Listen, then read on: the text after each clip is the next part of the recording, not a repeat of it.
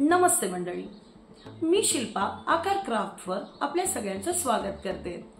आज आपण घेऊन आलोय रेडीमेड रांगोळीमध्ये पिकॉक या शेप मध्ये आपण ती कशी बनवू शकतो। रांगोळीचा असा प्रकार जो आपण आधीच बनवून घेणार आहोत। हो, अशी रांगोळी जी तुम्ही फोल्ड करून ठेवू शकता आणि जी तुम्ही बनवल्यानंतर त्याला एकदा ठेवल्यानंतर ती तुम्ही जेव्हा वापरायचे तेव्हा ती वापरू शकता। हो, आम्हा बायकांमध्ये रांगोळी काढायचा जेवढा उत्साह असतो तेवढाच ती पुसून गेल्यानंतर दुःख होतं आणि म्हणूनच अशा रांगोळी बनवून ठेवल्यानंतर आपल्याला फायदाच होणार आहे। दिवाळी काय, रोजच्या वापरासाठीही ही रेडीमेड रांगोळी फारच उपयुक्त ठरणार आहे। रांगोळी पिकॉकची रेडीमेड रांगोळी कशी बनवायची ते। मित्रांनो, पिकॉकचा काहीसा असा शेप आणि ड्रॉइंग मी ड्रॉ करून घेतली आहे आणि त्यावर OHP शीट ठेवून मार्केटमध्ये कोणत्याही स्टेशनरी शॉपमध्ये ही OHP शीट फारच इझिली तुम्हाला मिळून जाईल आणि त्यावर आपण आपली डिझाईन ट्रेस करून घेत आहोत। तुमचं ड्रॉइंग जर इतकंसं चांगलं नसेल तर तुम्ही कोणत्याही पिकॉकची प्रिंटआउटही घेऊ शकता आणि त्यावर OHP शीट ठेवून ती ड्रॉइंग करून घेऊ शकता।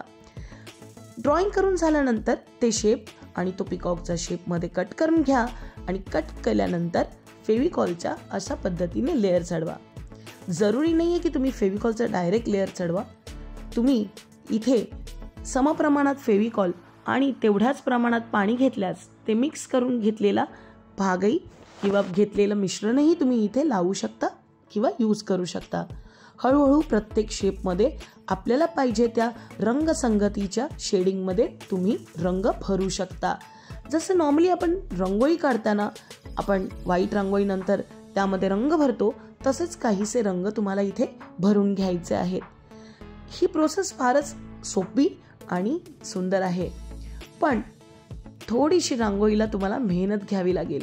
ही रांगोळी बनवण्यासाठी मला जवळपास 2 तास लागले आहेत, कारण प्रत्येक लेअर तो 30 मिनिट्स नंतर सुकवायला ठेवला आणि त्याच्यानंतर मी इथे दुसरा लेअर लावायला घेतलाय। समप्रमाणात फेविकॉल आणि तेवढ्याच प्रमाणात पाणी घेऊन त्याला त्या मिश्रणाला मिक्स करून तो लेअर परत त्याच्यावर चढवायचा आहे तुम्हाला आणि नंतर त्यावर दुसरा किंवा जर अजून वाटल्यास तर तिसरा लेअर लावून घ्यायचा आहे।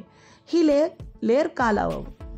तुमची रांगोळी थोडी जाडसर राहावी आणि जी रांगोळी तुम्ही लावून घेतली आहे ती सारखी सारखी पडू नये किंवा ती त्यापासून वेगळी होऊ नये, म्हणून आपल्याला हे लेअर चढवायचे आहे। तुम्ही इथे पाहू शकता की पिकॉकचे थोडे थोडे सगळेच कलर आणि सगळेच भाग मी कलरफुल रांगोळीमध्ये रंगसंगतीमध्ये भरून घेत आहे। त्याच पद्धतीने आपण पिकॉकच्या बॉडी आणि पिकॉकचे फेदरही करणार आहोत। इथे पाहू शकता की अजून 30 मिनिट्स वेट केल्यानंतर दुसऱ्या लेअरसाठी मी त्यावर परत एकदा रांगोळीचा लेअर चढवत आहे।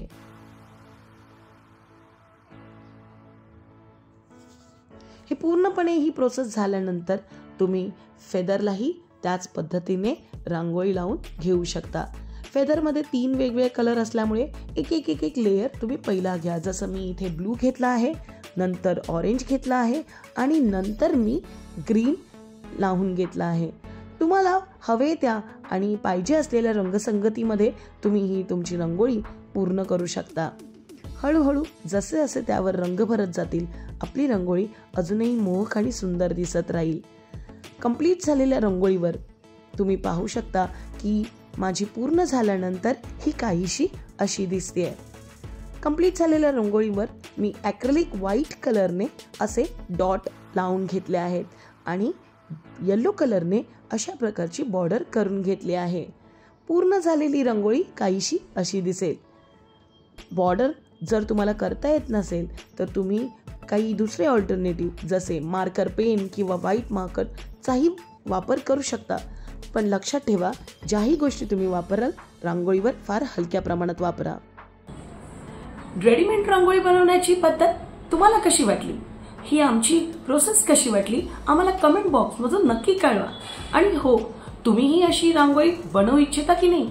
जर तुम्हाला काहीही अडचण येत असेल आम्हाला कमेंट बॉक्समधून आणि आमच्या कमेंट सेक्शनमध्ये तुम्ही तुमच्या क्वेरीज टाकू शकता। आमचा चॅनल नवीन असल्यामुळे त्याला जास्तीत जास्त लोकांपर्यंत शेअर करा आणि हा व्हिडिओ जर उपयुक्त असेल तर मित्रांनो ही रांगोळी ह्या दिवाळी दसऱ्याला नक्की ट्राय करा. तोपर्यंत ड्रॉइंग करत राहा आणि क्राफ्ट जरूर करत राहा. धन्यवाद.